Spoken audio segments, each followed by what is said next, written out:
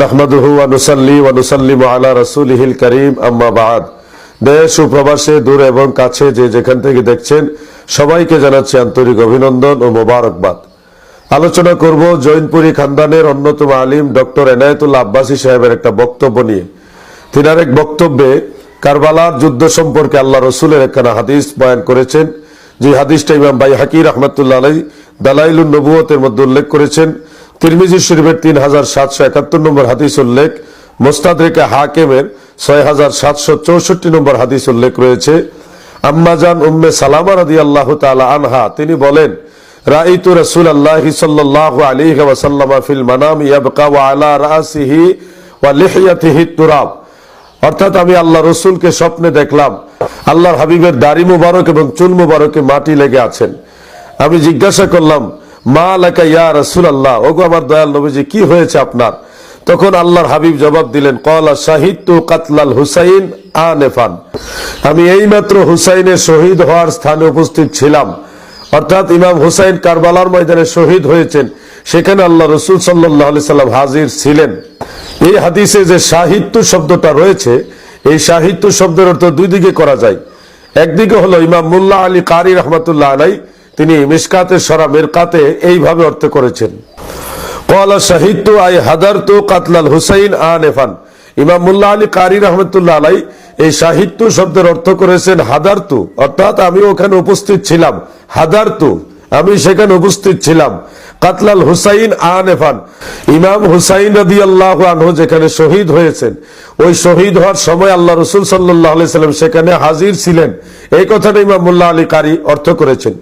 আর দ্বিতীয় কথাটা হলো, সাহিত্য শব্দের অর্থ যদি চাক্ষুষ দেখা হয়, মদিনাতুল মুনাওয়ারা থেকে আল্লাহ রসুল নিজে দেখেছেন এটা হয়, তাহলে পবিত্র কোরআনের ওই আয়াত ইন্না আরসালনাকা শাহিদা, নিশ্চয় আমি আপনাকে চাক্ষুষ দর্শনকারী বা প্রত্যক্ষদর্শী হিসেবে প্রেরণ করেছি।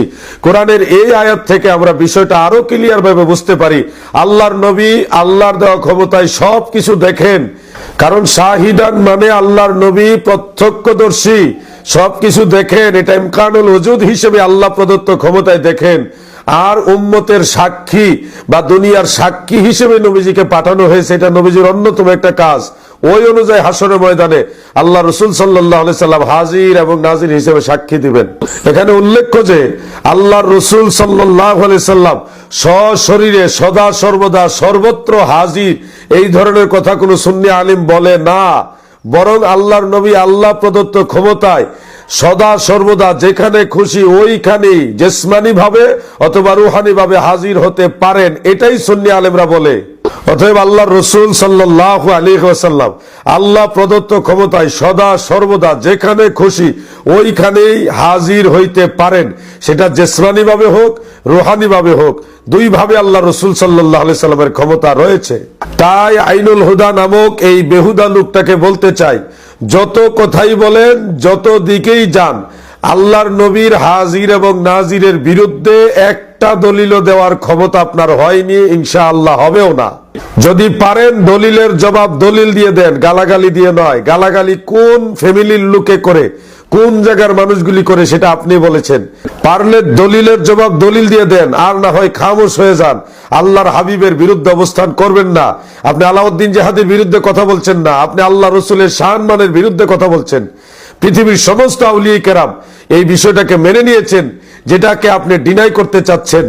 আল্লাহ পাক আপনাকে সহ আমাদের সবাইকে মদিনাওয়ালার শান মান মহান মর্যাদা মেনে নেওয়ার তৌফিক দান করুক, আমিন। আসসালামু আলাইকুম ওয়া রাহমাতুল্লাহি ওয়া বারাকাতুহু।